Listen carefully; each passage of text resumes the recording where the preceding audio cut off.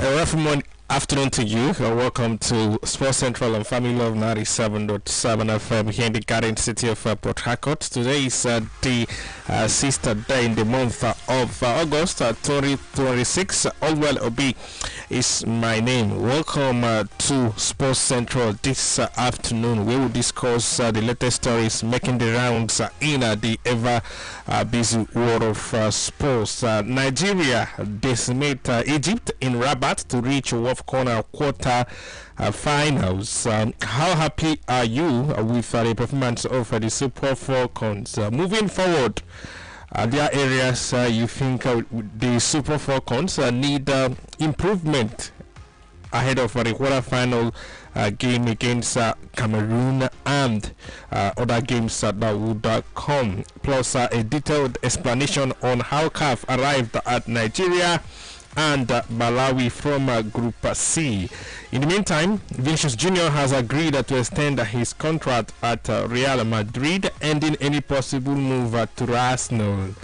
And on the show this afternoon, we are asking, did Vinicius Jr. use Arsenal to get a better pay rise from Real Madrid, or a transfer didn't materialize? All this and more will come your way this wonderful Thursday afternoon. Allwell Obi is my name. I'm not alone in the studio this afternoon. The man ever reliable, dependable, just like the Super Falcons of Nigeria that never fails. The man Ugochukwu Kebu joins me on the show. Ugo, how are you doing today? I'm good. Good afternoon, everyone. Looking forward to a wonderful show. And you're putting on green. White green. Yes, in solidarity. Our girls did us proud yesterday. Yeah, they made us proud yesterday, the Super Falcons, and they qualified, even though some are still a bit bemused, a bit perplexed. Some are in a state of quagmire. Some are dumbfounded as to how the decision as CAF arrived at that decision, how Nigeria and Malawi qualified. But on the show this afternoon, we're going to explain it. Yes. We're going to explain it to you like a primary school student. So everybody pay attention. Yeah, you're going to have a better understanding of how Nigeria and Malawi qualified. Because if you look at that group, if you look at the final standings from Group C, Zambia have +6. Yes. Nigeria +4. +4. Then Malawi was it +3? Yes, thereabouts. +3. So +2. Nigeria +4, Malawi +2, and Zambia +6. So some are wondering how would a team end up with a +6 and they fail to make it out of that group. So we'll also have that conversation this afternoon on the show. Do you think that rule is a bit harsh? Should CAF consider using the general goal difference first before looking at other tiebreakers? Yes. Other tiebreakers, all right? Should they use the general rule? Are you okay with that rule? Is that rule a bit harsh on teams, like Zambia, that are the highest scoring side at the ongoing WAFCON, being booted out of the competition, exiting the group stage or in the group stage? Is that really a bit harsh on them? I know Nigeria benefited, but we'll get into that conversation later. We indulge you to join us this afternoon on the show. The show is absolutely interactive as usual. Phone numbers to call to be part of Sports Central this afternoon: 0907 710 6501. That number is on WhatsApp. Send us your thoughts via WhatsApp. Send us your voice notes. You can call that number as well via WhatsApp: 0907 710 6501. The alternative line to call to be part of Sports Central this afternoon: 02084555 02084555 Join the conversation. We've reeled out some of the conversations that we'll be looking at this afternoon. We'll be dissecting and analyzing. We're going to break things down into pieces and pieces for you this afternoon, and we indulge you to join the conversation. We are here because of you, and I would love to get your feedback when the time is right. All right, you go. Yeah. There's no better place to start than the camp of the Super Falcons of Nigeria. Yes. All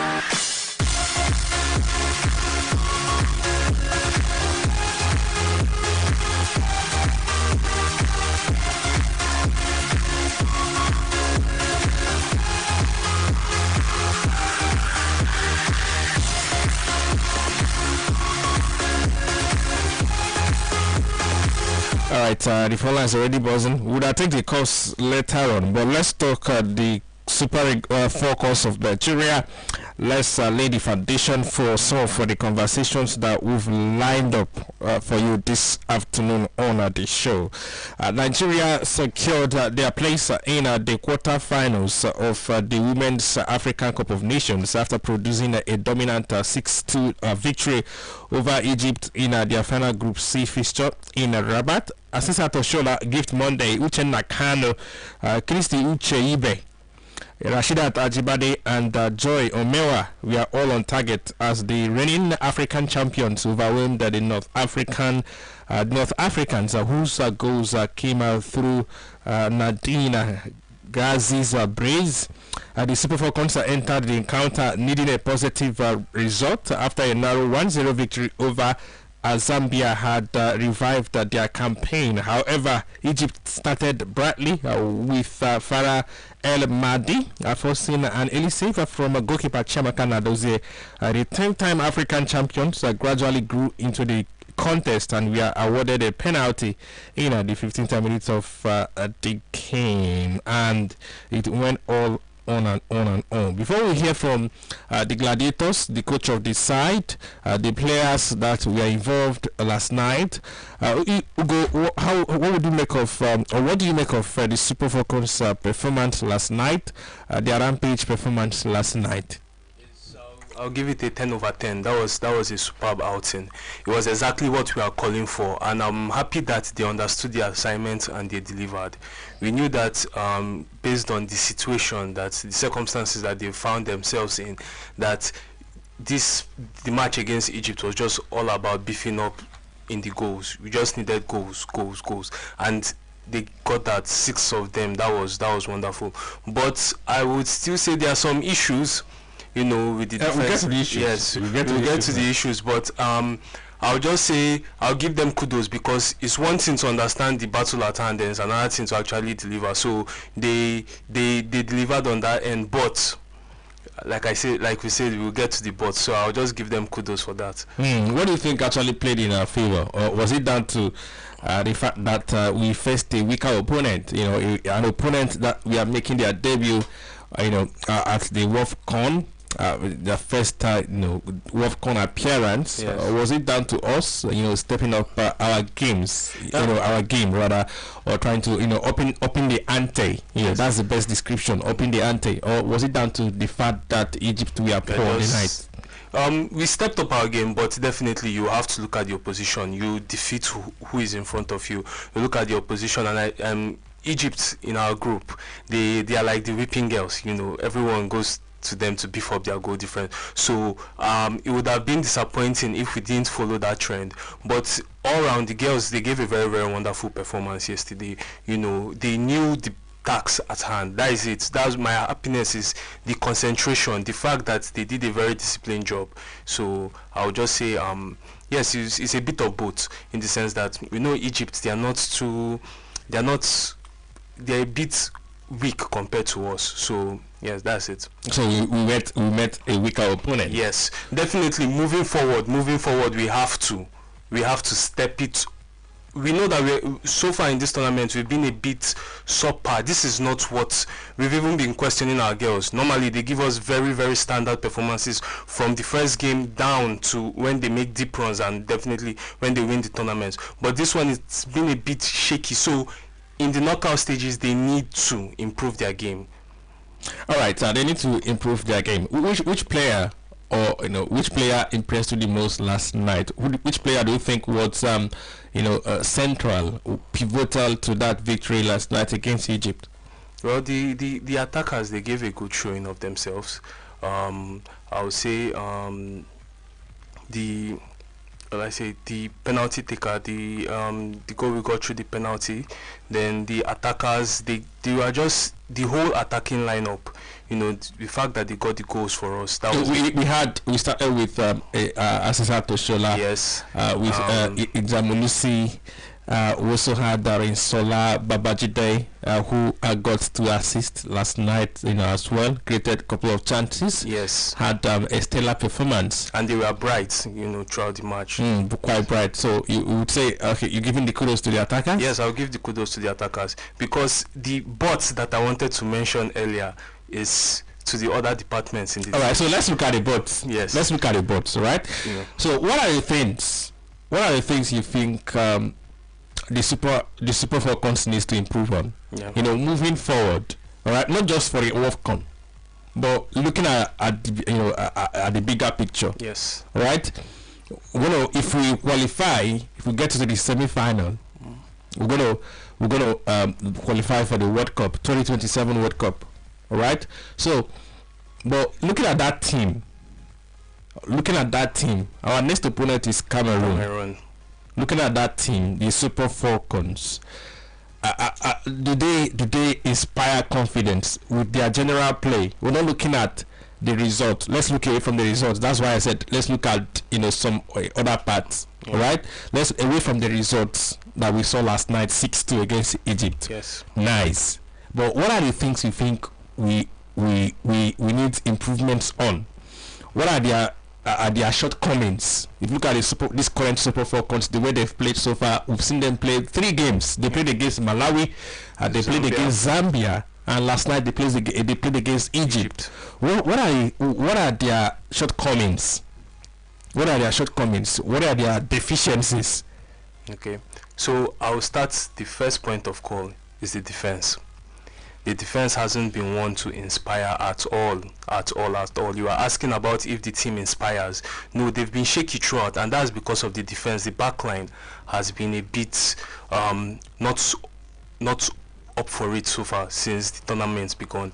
So if they can tighten that, we know definitely the personnel that we have there. We know their caliber, from the goalkeepers to the defenders that we have. We know the caliber of players that we have there. But that's just one part that I feel like, and if the defense is having a problem in all these tournaments, it creates a knock-on effect. So I believe if we can just work on the defense, tighten it, get back to the players playing on the level that we know that they are capable of, then I see ourselves improving moving forward. But for now, I'll say the team, they are shaking, and there's no inspiration to draw from it at all because of the way they've been going about. It's just like we've been struggling against Egypt. Egypt was just the only match so far that you say maybe because of the quality of the opposition that we played, but we have been shaky throughout, and it's because of the back line.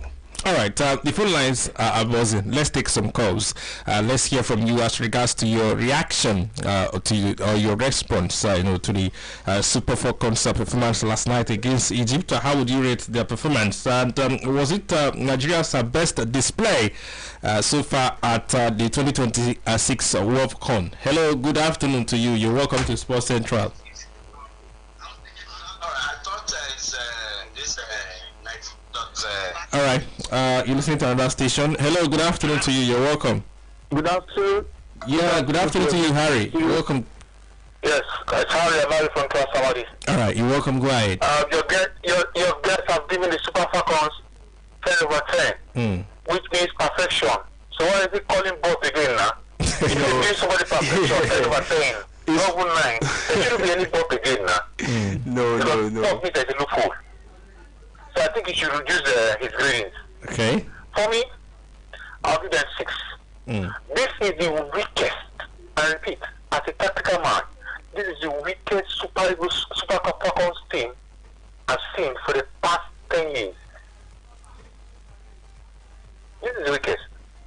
Apart from the Zambia match they played, they all considered in the 2 matches they played. Yeah, they considered against Malawi. Meaning that, yes, they're not prolific. If they were prolific enough, they could have scored up to 10 goals or 11 goals against the Egyptians. If not for inexperience, the Egyptians could have managed that game. Nigeria got about 3 penalties. Yeah, we got 3 penalties. 3. Yes, if not for the inexperience of the Egyptian players, they could have stayed maybe 2-3-2. For me, I'm not impressed with them. More especially the keeper. When I heard the first match he played against Malawians, I was disappointed. Just keep on running out of the goalpost. See, I'm not afraid of doom. I don't think the Super Falcons will win this cup. If I qualify for the World Cup. Look at the Ivorian team. Oh my God. Very mobile, very agile. They're athletic. There's no way the Super Falcons will concede. What if they concede in the next match? It is something that won't happen. Oshuala is good, but the pace and speed is no longer there again like before. What she's using is experience. The Ajibade, I'm even disappointed in her because this time around, it wasn't the Ajibade of last tournament. We couldn't go to the same team. If I could give kudos, I'll give kudos to the coach. Because he reminds me of Austin Edomo. He only found in his face and the ladies don't joke with him. So for me, the Super Falcons, what's their defense? It's leaking. The goalkeeper is leaking. The attack has to be coordinated. Let me sit back, relax, and listen to you guys. And maybe later I'll contribute. All right. Yeah. Thank you so much, Harry, for your contribution. Let's hear from you. 0907 710 6501, 0907 710 6501, 0208 4555977. We are streaming live on Facebook, facebook.com/ familylove97.7 FM, facebook.com /familylove97.7 FM. Go there, like the page, and drop your comments on the live stream, on the video live stream on our Facebook. Watch us live on our Facebook, familylove97.7 FM, familylove97.7 FM, and on YouTube as well, Family Love FM on YouTube, Family Love FM. How would you rate the performance of the Super Falcons? How would you rate the Super Falcons' performance against Egypt last night? Were you impressed with their display, their general play, their display? And so far so good at WolfCon. Have you been impressed, by the way the Super Falcons have played? And how far can they go? Do you see these Super Falcons? Do they inspire enough confidence? Do you see them and you feel like, wow, this team? Do they inspire enough confidence?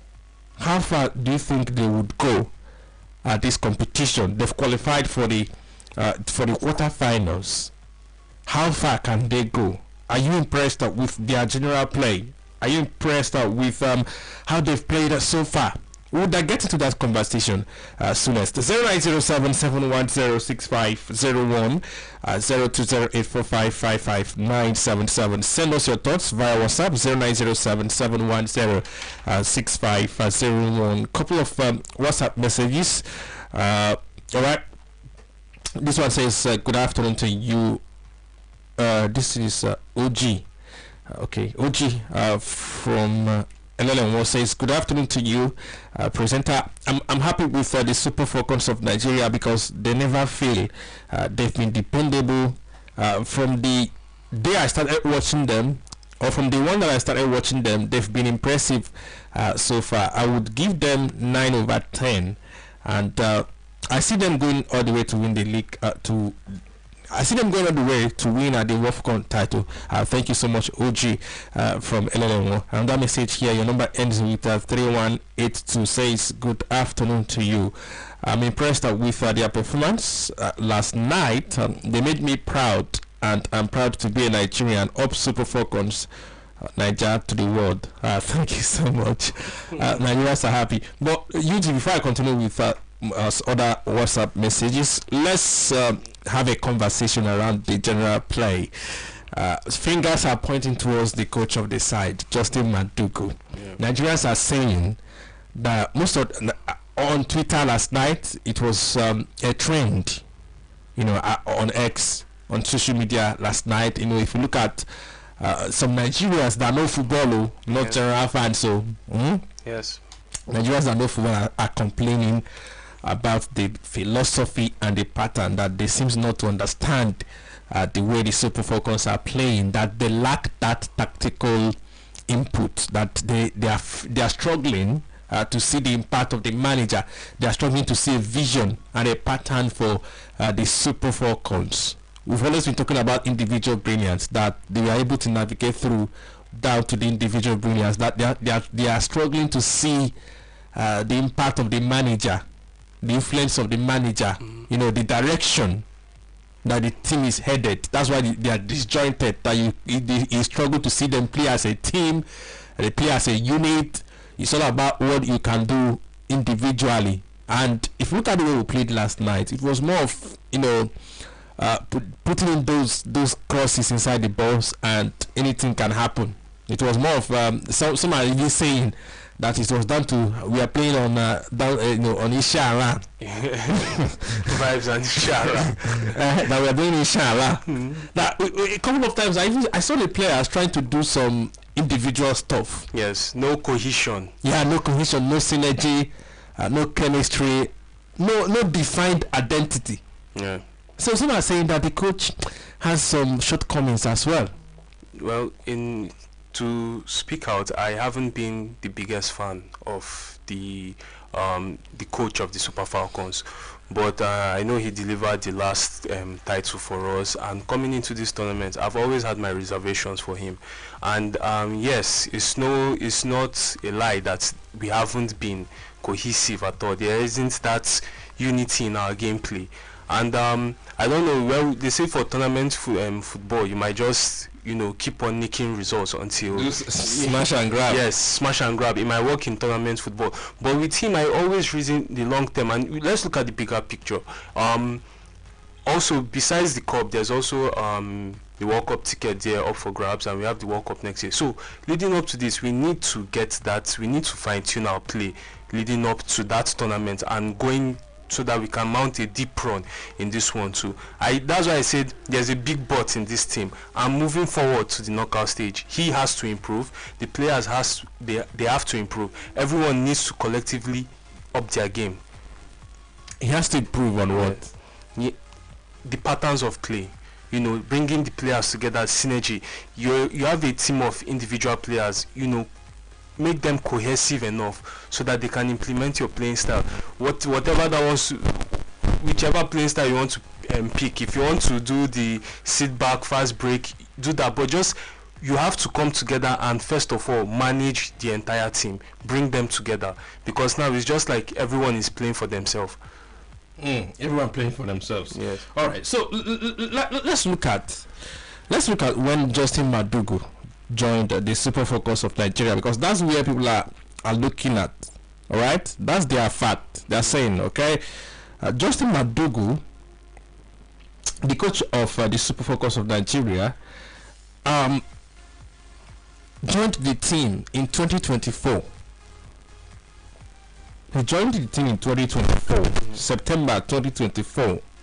All right, after coach coach Randy Wardrum resigned when he had the back and forth with the NFF. That he had to leave. He had a lot to say, or he said a lot. All right, Randy Wardrum resigned, so he became the interim head coach or interim coach of the Super Falcons in 2024. All right. He has already worked as an assistant coach of the Super Falcons. He worked as an assistant coach of the Super Falcons in 2012. He served as an assistant to Edwin Okon, Coach Edwin Okon. Then he also worked as an assistant to Thomas Denebi. So Justin Madugu has been around. In and around the squad. He has been around for a while. He served as an assistant to Randy Wardrum. He served as an assistant as well to Thomas Denebi, former coach of the Super Falcons. He also served under Edwin Okon. So he has been around the Super Falcons job, or around the job, whether as an assistant or as a head coach, interim backroom staff since 2012. So that's over 10 years that he has been at the club. Over 14 years that he has been at the helms, or he has been around the Super Falcons. So let's maybe a bit let's judge him from 2024 that he took charge. So that's 2 years. And for over 2 years, we still can't play as a team. For a coach that has been as I'm not. This is not me trying to bring out the hammer. Yeah. But let's be realistic with who we are playing. Just like Harry said earlier, or not. If you watched the game last night, we were giving 3 penalties. So that's why I asked you earlier. Was it down to the opponents we played? Yes, the strength of the opponent that we played. We got 3 penalties. We won 6-2. We got 3 penalties. So you even at the last WAFCON that we won, people still didn't give him the credit. They said it was individual brilliance. Of course. He took charge. That's why I said I've had reservations. The song has always been individual brilliance. Individual brilliance. So we're not playing as a team. No cohesion. We are not seeing a tactical input. It's just like you just go out there, do your game, and let's see whatever. So you were with this team. You were with this team in 2020, the last WAFCON. You won with this team. But looking at it, the performances or how we performed at the last WAFCON, it has deteriorated. We are not playing as a team. We need to appoint a new manager. Instead of us to improve based on general play, it hasn't even improved. In fact, we've regressed. We've regressed. We were complaining last tournament, and now we are complaining. In fact, it has become worse than it was last time out. Yes. I will get your thoughts on this. Let me take this call. Hello, good afternoon. You're welcome. Hello, sir. Harry, I called back. 30 seconds, sir. Yeah, welcome back. You have to be. You see, there's what they call right of reply. I don't know why you give them a right of reply. Let him come and talk. You can't see. I try to look at most times on one of the sister stations, your followers of someone, a coach, I'm not speaking on his behalf, that played a high-ranking team, Zambia, with 10 females. I defeated the 20 national team with 1-0 for over 60 minutes or more, 70 minutes. You say that coach is not a tactician? Let's be fair. The truth is this. Our players are aging. We'll be recycling them for quite a long time. And the coach also want to take the risk. This Mondays also have been in the first team. The coach doesn't want to take the risk of flushing out this actual land rest. Because they might not win the tournament. They might not go far. They might not qualify for the World Cup. So he took a risk. So that people don't push him out of the job. So for a coach, you have played that kind of team. Against them, they say it's not tactical, they're not simple, they're not coordinated. That's not fair. But Harry, aging. But Harry, aside the age, we're going to look at the age of the players or the ages of the players soon. But aside the players, the general play, he has been with the team. Were you listening when I said he has been around since 2012? That's over 14 years. Yeah. Then he has been the head coach of the team for over 2 years. Don't you expect improvements in our general play? Okay, general improvement in our general play with same set of 8 players that is aging. All right. Okay. You know what I'm saying? All right. So maybe you call back. Let's look at the ages of the players. You call back. Okay. All right. So maybe you drop the call. Let's look at the. All right. So let's look at the Super Focus players, UG. Okay. Yeah, and their age, most of them. Let's look at the Super Focus players. All right. So the oldest player at the Super Focus camp currently, the oldest player in this team is Osinachi Ohale. Alright, Osinachi Ohale is 34 years. She was born on December. Alright, she's 34 years. She has over 81 caps for the Super Falcons. Let's not look at the caps. So the oldest is 34 years. Alright, we have the likes of Francesca Odega, who is in her early 30s. Asisa Toshola is 31, 1994, 31. Harimatu Ayinde is 31. So we have 4 players that are in their 30s. And looking at the 4 players, three are starters. 3 have started at this WorldCon so far. So for a player in 31, for a 31-year-old player, shouldn't that player still have a lot to offer? Definitely. 31 is prime age for players, and you know, with the experience playing at different tournaments. Alright, so let's look at other players. We have Rashidat Ajibade, who is the captain. She's 25. Yeah. Chemaka Nadoze is 24. Michelle Aloze is 27. Tony Payne is 29. Christy Ucheibe is 25. Jennifer Echejine is 24. Deborah Abiodun is 22. Oluwatosin Demihin is 23. Gift Monday is 23. Esther Okoronkwo is 28. Rufiat Imiran is 21. Shikurat Oladipo is 22. Fatima Oloko is 21. So we have 80% of our team, or 80% of our players, or 85% of our players are in their prime. They're in their prime. So who is to blame when we don't play as a team? The person that put the squad together. Alright, so Harry, let me take your call again. Hello, Harry, you welcome back. Alright, you welcome back. Yes, You've heard the ages of the players. That biodata you just read, allegedly, you've been deceived. Apart from Tony Payne, Okoronkwo, those US-based athletes, they were born there. Oshola and the rest, Ohali, they have over 40. Harry, most of the players that are currently playing for the Super Falcons, we watched them at Flamingos. Yes. When they played for the Flamingos. I watched Oshola at Flamingos. I also watched Oshola play for the Falconet at 2 World Cups.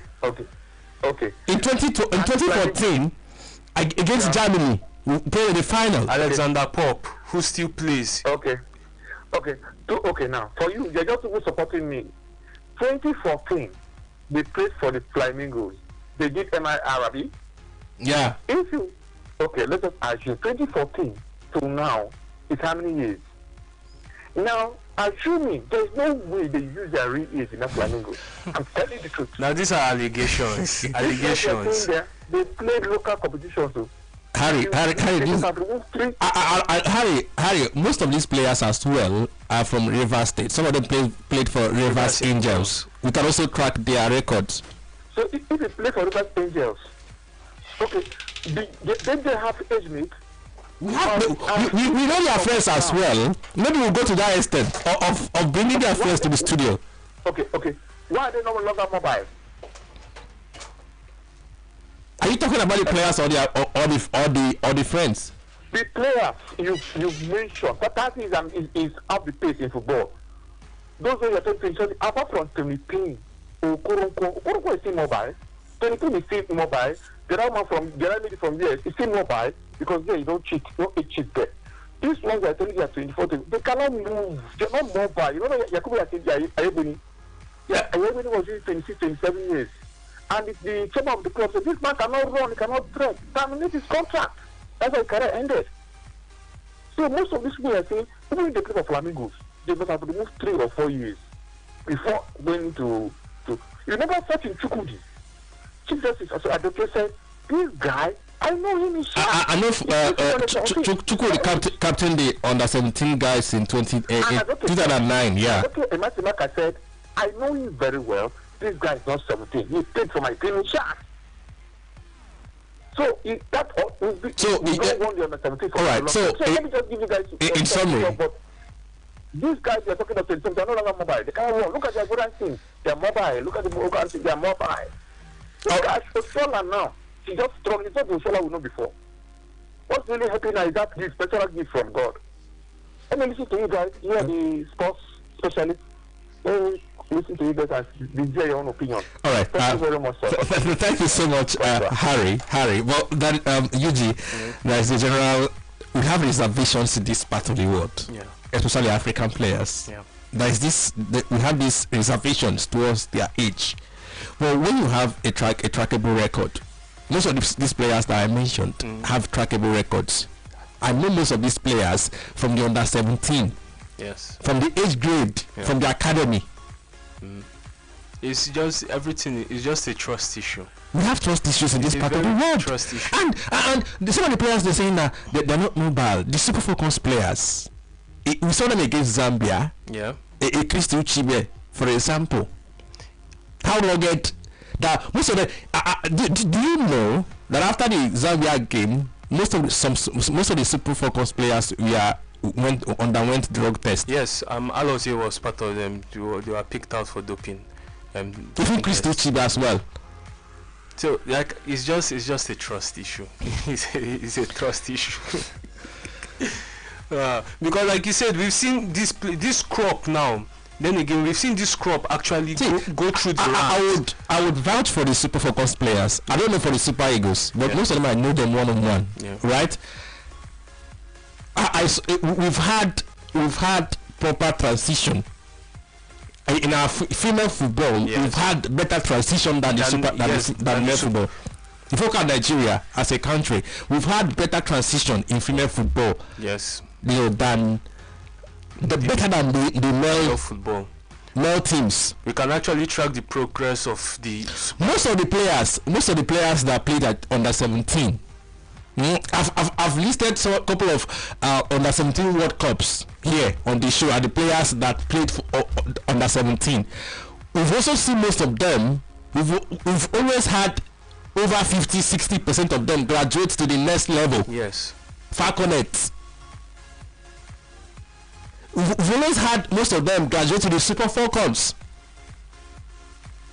Our female players are still balling. That played well at the under 17. They are still balling till today. Asisat is one of them. Chemaka Nadoze is one of them. They did well at the under 17. Deborah Abiodun is one of them as well. Gift Monday. We've had, in fact, our female players have had better longevity than our male. We've gotten longevity from them. They've given us, most of them, they've given us 10 years, 15 years, 12 years, 9 years of consecutive balling at the highest level, of consistency, of quality at the highest level. So when it comes to age, I don't think that we should have reservations towards them, because their records are traceable. UG. Yes. Like I say, it's just a trust issue. It's a trust issue. All right, let's not dwell on this. Super Falcons are going to play Cameroon. Usually, let me get your take. Cameroon. I saw their game against the game they played was Tanzania, not Tanzania. The game they played Ivory Coast. Okay, Cameroon. Yes, their game against Mali. Yeah, I saw their first game against Mali. They won 2-1. And if you look at the history of WAFCON, Cameroon have are yet to win a WAFCON title. Yes. All right. At the last WAFCON, they were nowhere to be found. They are looking like that team, or one of the teams that would give Nigeria. So apologies. One of the teams that would give the Super Falcons a run. Yes. You know, in Africa, alongside Equatorial Guinea and South Africa, but they've not really gotten to the hypes that they got initially. Like they've not really gotten to that height of winning the WAFCON, unlike Equatorial Guinea and South Africa. Yes, they have something to show, right, for their rivalry. Cameroon What would that clash be like to you? How do you see that clash? Okay, First and foremost, I hope that we have learnt the Super Falcons. We have learnt from the what went on throughout the group stage. So by then, hopefully, we are more focused and concentrated. The coach would have tweaked the team a bit, get cohesion, shore up the defense. That is a game that we shouldn't take lightly, and that's, in a way, this tournament, I'm happy that we are having the issues in the group stage, so that we are having that wake-up call earlier, not maybe trying to readjust in the knockout stage. You could see our knockout match started with Egypt, so we should just continue, tighten up a bit and just continue. I know that we have the quality, we have the stardust in the team that can, see us through. So it's going to be a very tough game. Cameroon, like you said, they flatter to deceive a couple of times, just picking up some World Cup qualifications here and there, but they've not really gone the distance. And I'm sure that other teams now will be seeing how we've performed in the group and thinking, okay, they can get their shot now. So that's why I say it's going to be a tight game. It's going to be a really tough one. But if we treat it with the same professionalism that we treated the Egypt match, though I know Cameroon, they are a stronger opposition than Egypt, but I see us prevailing. You see us prevailing. Yes. Against Egypt. Yeah. All right. So let's get into the confusion. All right. Okay. Time for the lesson. All right. Bring out your pen and your paper. We are taking you guys back to school a bit. Let's get into the confusion. All right. What has been? Let's clear some doubts. All right. Let's clear some doubts as regards to how Nigeria and Egypt, Nigeria and Malawi qualified. All right. If you look at the final group standings, all right, after 3 games, Malawi tops with 6 points, a goal difference of +2. Nigeria second, 6 points with a goal difference of +3.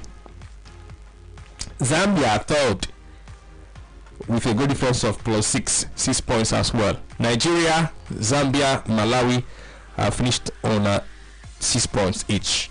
Okay. So ideally, in other words, right? In other confederation like FIFA World Cup, Champions League, yes, that's UEFA doing their own. All right. Ideally, what would be the first rule? Will be the goal difference. Goal difference, yes. General goal difference. Yeah. All right. Though CAF made use of general goal difference, made use of goal difference, but not general goal difference. So, ideally in football, what would have been the normal normal tie break would have been the general goal difference. But the general goal difference, was not used.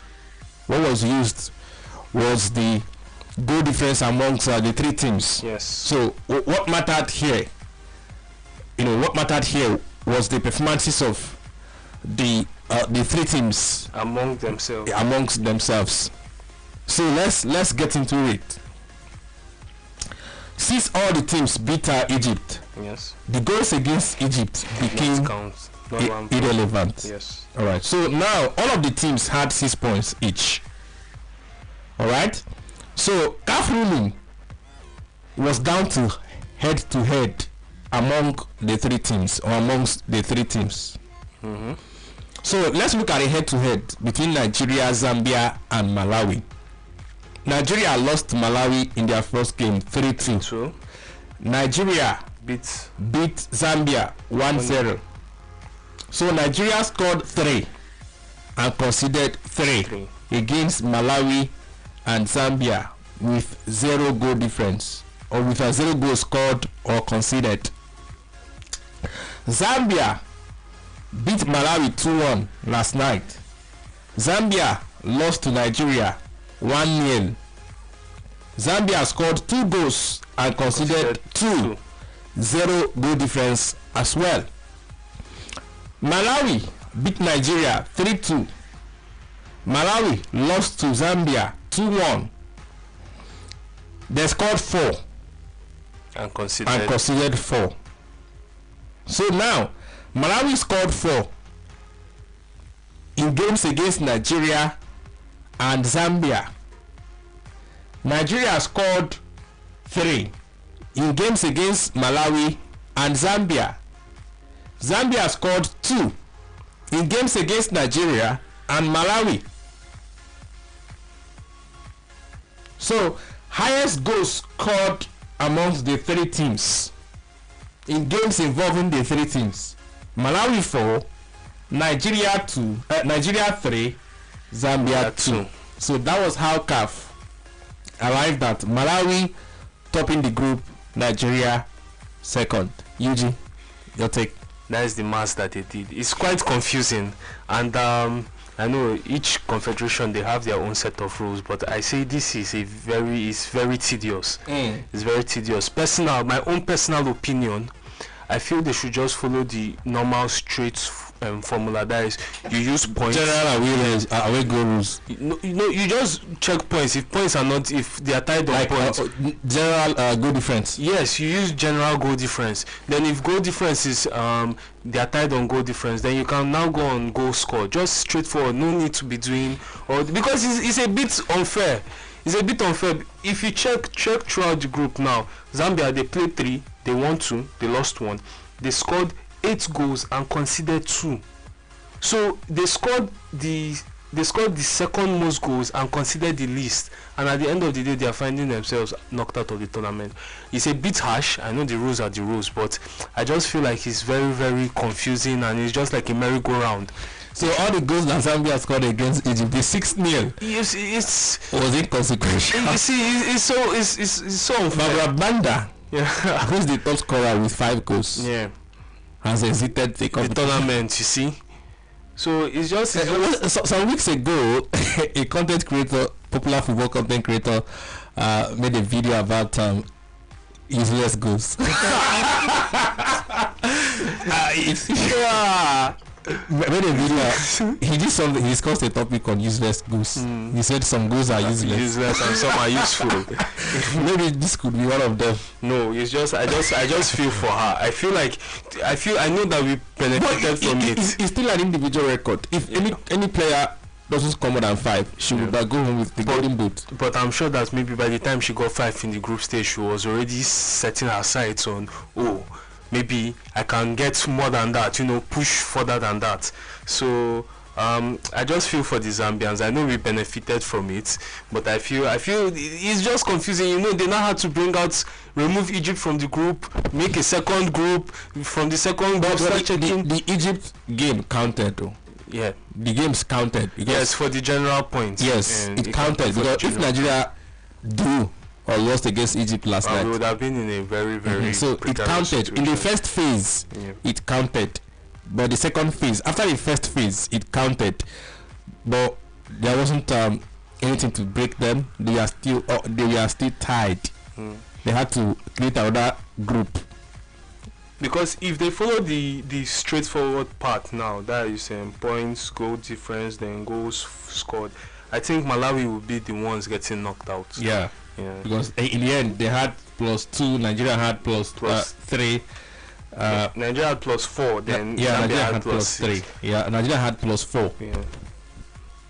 So I +4. Nigeria had +4 in the end, and Zambia had +6. So either way, we still finish second. So but I just feel like it's a complete. But if Zambia had won 3-1, if they had scored one more goal last night, Nigeria would have been out. Yeah, it would definitely, because the head-to-heads, then they would have a better one. Goal scored. Yes, goal scored. So thank God everything worked in our favor. First of all. All right. So that was how CAF arrived at that decision. If you are still confused, I know by now the confusion has been extinguished from your mind. You now have a better understanding of how CAF arrived at that competition. All right, before we go, UG, Vinicius Junior has agreed to extend his stay at Real Madrid. All right, any possible move to Arsenal, and people are saying that he used Arsenal to get a pay rise.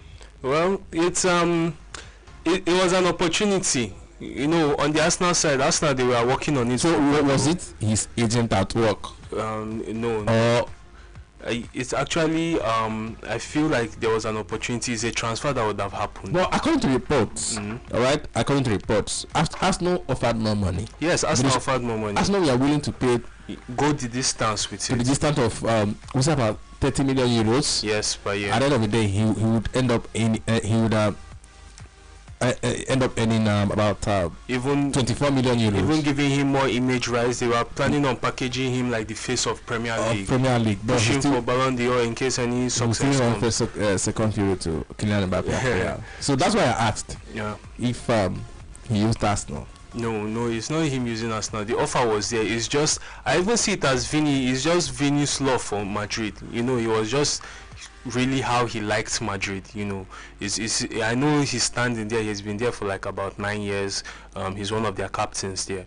So he was always going to be a tough one. And his love for Madrid is just what, because if you consider the fact that he was going to get more at Arsenal, he was going to be treated in a higher regard at Arsenal. So probably he just saw that, okay, let me just stay here. This is the club that I've played in all my time in Europe. All right. So another big transfer that has been making the rounds, that has been dominating the airwaves, social media, across media space is Rodri. Yes. According to reports, his move to Real Madrid has been collapsed. stalled, yes. Has collapsed. Barca are now in the picture. Yeah. And everything now is linked because now that Madrid couldn't sell Vinicius, their squad is now blocked. So that is now giving Barca a chance to swoop in. Did you see? Did you see with the way things are going? Do you see Rodri leaving Man City at the end of the day? Because things are pointing towards Rodri staying back. Because according to reports, according to information, reliable information that I have, right? Yeah. I know someone that is close to the Man City hierarchy in the UK, right? According to him, he says, as of today, no concrete offer from either Real Madrid or Barca for Rodri, and Man City are not willing to let him go.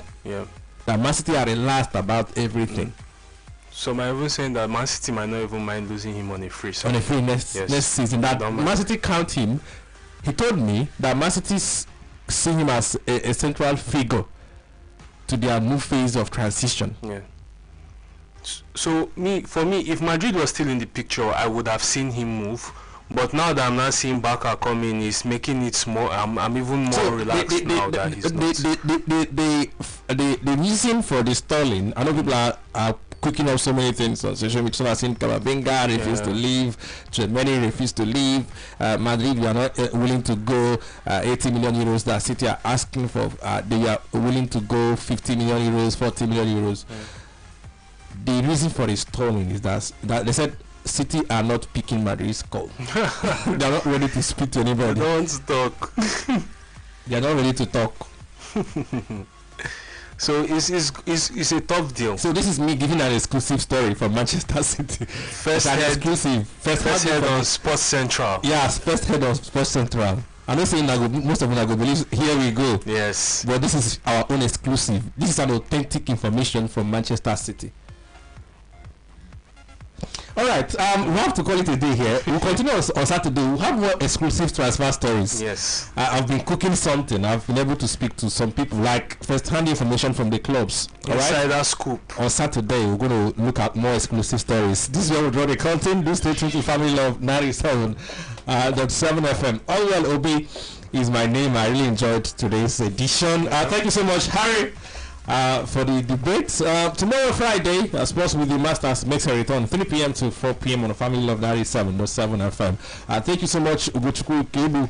Thank you for having me. It's news in Pidgin English at 4 p.m. Afterwards, political fireworks. Do stay tuned. ALLWELL Obi is my name.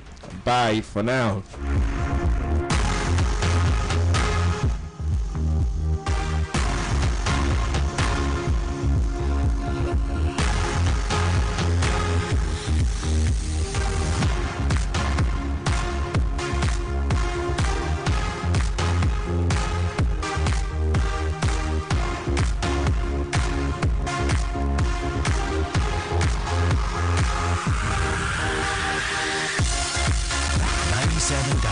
7. This is Love 24/7. Welcome to the News Hour.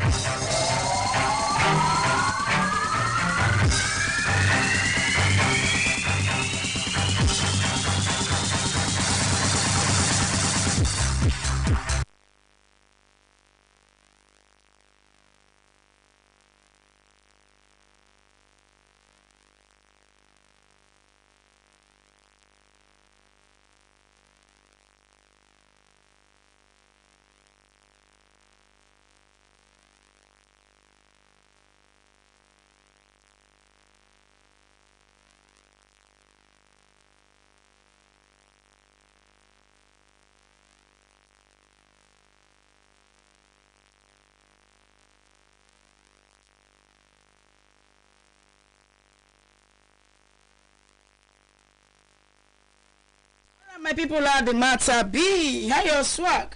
I won't say like this, your bottle of joy, because now the Obonge news at 4 when they come your station and your donut. Wherever they listen to me from, now family love 97.7 FM, I can give you so as it be like this. My name is Funny Udem, FCC Comic Glory, in Katawaji, oh John, I go answer you. And at the 6th day, inside the month of August, we Balenciaga for 2026. Now we can't put like Balenciaga people with they like design.